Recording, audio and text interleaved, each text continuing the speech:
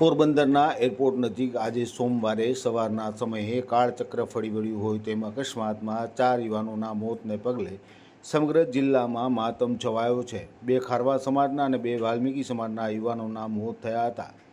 વાલ્મીકી સમાજના બંને યુવાનો રાણાઉ ખાતે માતાજીના માંડવાના ધાર્મિક કાર્યક્રમમાંથી પરત ફરી રહ્યા હતા। એ દરમિયાન વહેલી સવારે ઝાકળને કારણે બાઇક અને બુલેટ વચ્ચે અકસ્માત સર્જાયો હતો, જેમાં વાલ્મીકી સમાજના દીપેશ નીતિનભાઈ ઢાકેચા અને વનરાજ મનીષભાઈ ઝાલાના મોત થયા હતા, જ્યારે ખારવા સમાજના મિલન નારણભાઈ બાદરશાહીનું ઘટના સ્થળે મોત થયું હતું, જ્યારે પિયુષ લોઢારીનું સારવાર દરમિયાન મોત થયું હતું।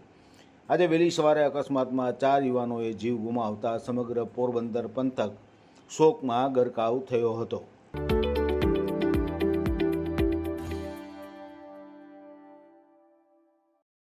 મારું નામ દિલીપભાઈ વાઘેલા, વાલ્મીકી સમાજના પ્રમુખ તરીકે હું અત્યારે સેવા આપું છું।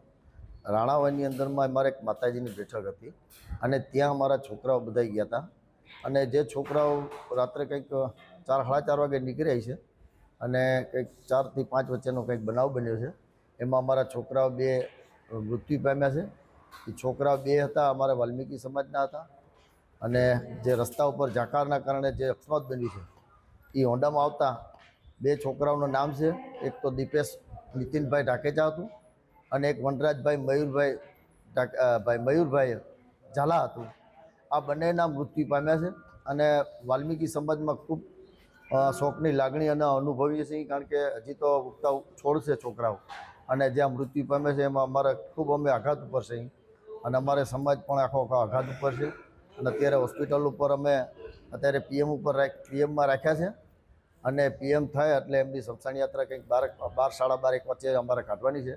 એટલે તમામ અમારા ગામના લોકો અને સહકાર આપશે એવી વિનંતી કરું છું।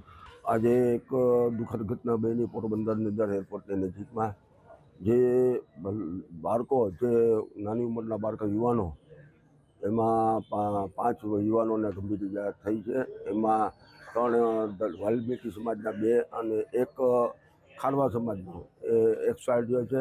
એક ખારવા સમાજનો યુવાન છે એ ગંભીર ઇજા સાથે રાજકોટ રિપોર્ટ કર્યો। બીજો એક યુવાન છે વાલ્મીકી સમાજનો, એને ગંભીર ઇજા નથી પણ એ પણ સારવાર હેઠળ છે। આવી દુઃખદ ઘટના બને છે તો આમાં મેં અવારનવાર રજૂઆત કરી કે સ્પીડ લિમિટના બોર્ડ મારવા જોઈએ, બધી જગ્યાએ સ્પીડ લિમિટ કેટલી રાખવી, કારણ કે બાળકોને આજના કંઈ ખબર નથી પડતી। આવી દુઃખનાથી વાલ્મીકી સમાજ અને ખારવા સમાજ શોકની લાગણી પસરી ગઈ છે।